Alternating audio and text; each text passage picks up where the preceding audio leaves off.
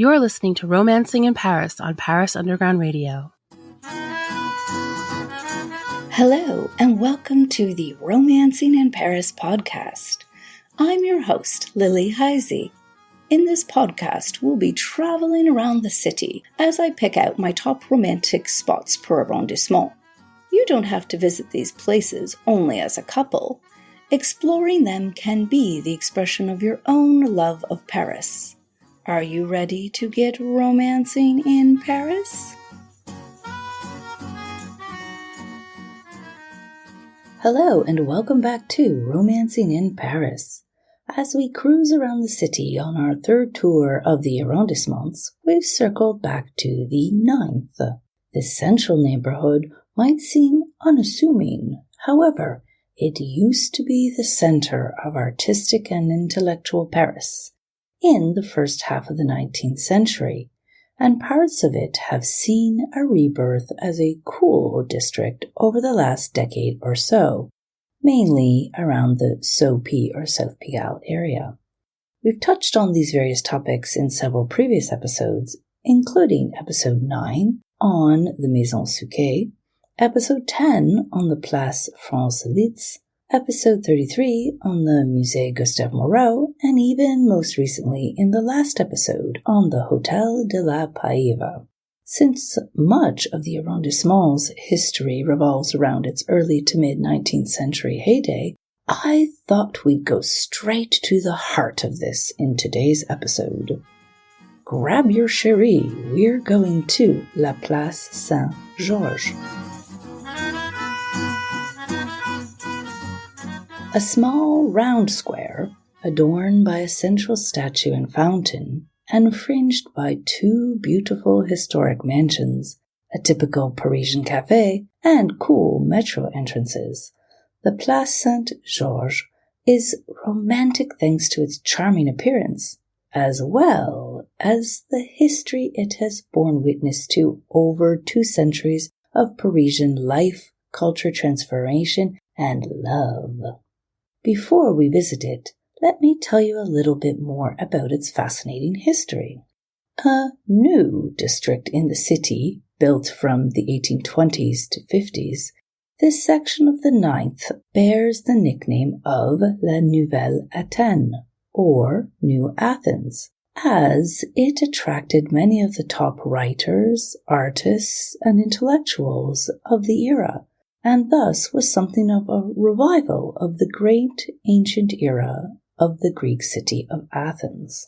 La Nouvelle-Athènes quickly became a haven for bohemian artists and thinkers who sought inspiration and camaraderie, among them famous figures like Georges Sand, Frédéric Chopin, and Eugène Delacroix.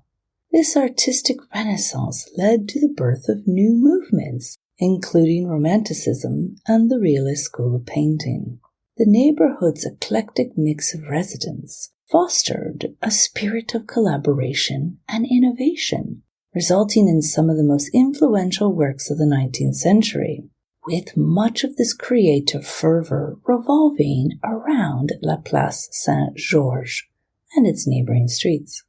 The square traces its origins to 1824, when it was created along with its namesake, La Rue Saint-Georges, which leads up to it from the south. A few other streets meet up with the square: Rue Notre-Dame de Lorette, which it dissects, and the smaller Rue de la Bruyère. One of the key attractions of La Place Saint-Georges is its architectural splendor. The square is surrounded by elegant 19th century buildings with intricate facades, wrought iron balconies, and ornate details. But there is more romantic appeal and history to it. Now that we've covered a little bit of background, shall we pop by and visit it? Originally, there was a simple fountain in the center of the square, a practical one, which served as a watering hole for horses, which, as you can imagine, were very common back then. When the metro was driven under the district streets in 1906, with the addition of two cool, hidden metro entrances tucked into buildings, the fountain was spruced up by the current statue. the monument to Paul Gavarni, a sculptural portrait of the 19th century satirical illustrator, which was carried out by Denis Puch. After admiring the sculpture, look down at the base and you can see a scene from the Carnival of Paris, a popular subject of Gavarni's, and an event which disappeared into the 20th century. While the southern city of Nice still has its popular annual carnival held late winter before Lent. After you've admired the statue, look around to the buildings surrounding the square. Two notable 19th century mansions stand out. The first is Hôtel de la Païve, and the second is now the Fondation Douane Thiers, previously the home of former French President Adolphe Thiers. Let's start with the Hôtel de la Païve. Found at number 28, the lavish mansion was the home of famous mid-19th century courtesan La Païve, who we explored in depth in the previous episode. Therefore, I won't talk much about her life in this one, and instead encourage you to listen to that episode after this one, if you haven't already. Let's have a look at the actual house together.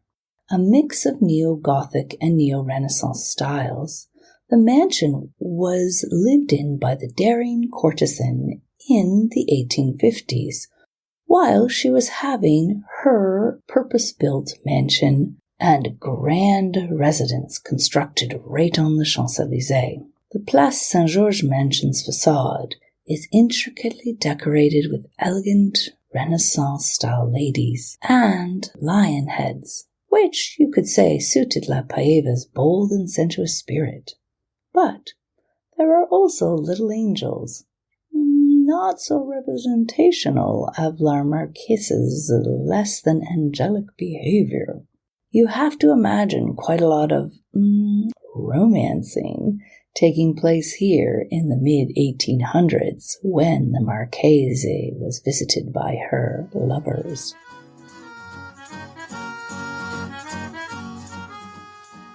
Across the square at number 27 is a more serious, yet also grand mansion. It was originally built for Alexis Douane, a financier, and the first version of the home was built when the square was designed in 1824. It actually has some romantic, or rather racy, links as well. You see, Douane's pretty wife was having an affair with Adolphe Thiers, a young journalist from a modest background who went on to become a politician and, albeit briefly, president of France. After their long relationship, Douane arranged for Thiers to marry her daughter, Heise, who was then only 15, and Thiers 36. Poor Heise. The mansion on Place Saint-Georges became the newlyweds' home. However, Madame Douane's relationship with Thiers was not a secret, and his political adversaries tried to use this against him.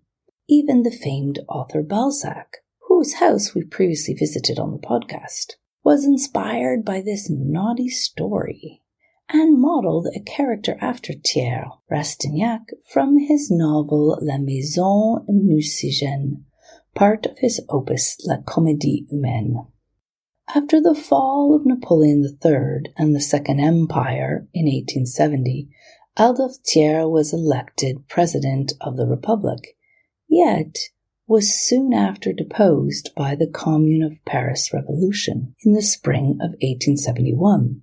During that revolution, the mansion was among the numerous important buildings around Paris, including Hôtel de Ville and the Tuileries Palace of the Louvre, which was set on fire. Ouch. Its contents were saved by artist Gustave Courbet, and afterwards the residence was rebuilt. The home and the library were later donated to the Institut de France, and is now a museum library called the Fondation Douane Thiers. It can only be visited on tours led by official guides, or on European Heritage Days. held in mid-September, which is how I had a peek inside many years ago. Thinking of moving to Paris or coming for an extended stay? Tune in to the brand new podcast on Paris Underground Radio, Broadening My Horizons, in which host Abby Rifle, a college student from the Midwest, comes to Paris for the first time and shares her impressions with listeners. Find it on ParisUndergroundRadio.com. Romancing in Paris will be right back after a word from our sponsors. And now, back to Romancing in Paris. A different sort of historic building sits at the corner of the square and the Rue Saint-Georges. A theatre aptly named the Theatre Saint-Georges. It was inaugurated on the 8th of February 1829, making it almost as old as the square itself, and a good representation of the forms of entertainment of the era. In 1980, the theatre was used as a set for the film Le Dernier Métro by François Truffaut. The iconic French filmmaker actually grew up in the 9th District and included various other places in the arrondissement in his different movies.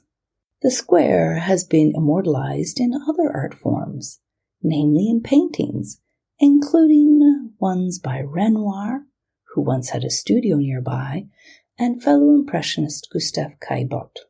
When you're in the square and admiring all of these places, try to imagine the hustle and bustle of it 150 years ago. If you want, you can do this from the terrace of the lovely café which sits right on the square, called à la Place Saint-Georges. However, don't sit down quite yet, because we aren't completely finished with the treasures of this square. There's one more secret. Nestled behind the Hôtel de Douane-Thiers is a little bijou of a garden called the Square Alex Bicard, which is accessed to the right of the mansion. Previously the private gardens of the regal home, the small green space is the ideal place for a little lover's snuggle, although it's better to come before 4 p.m. during the week, as it is then quickly overrun with kids let loose from neighboring schools.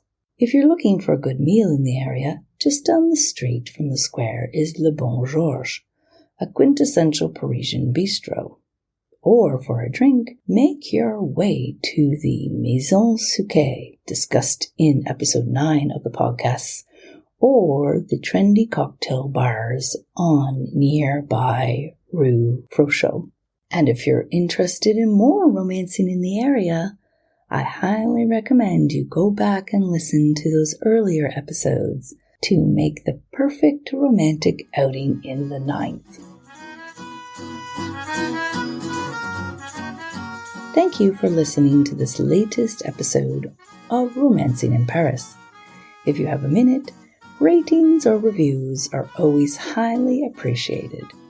You can find more great ideas for romantic things to do in Paris and around the world on my website jetammeneither.com, and check out the Paris Underground Radio website for more great podcasts on Paris and France.